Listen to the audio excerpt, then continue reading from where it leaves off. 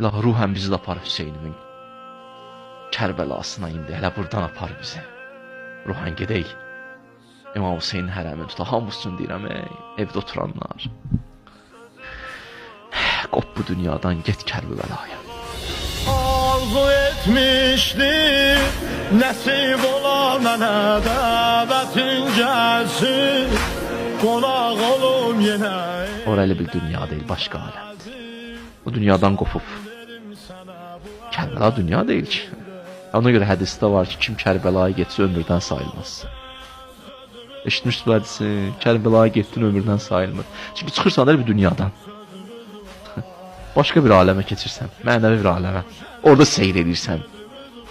Mələkutu.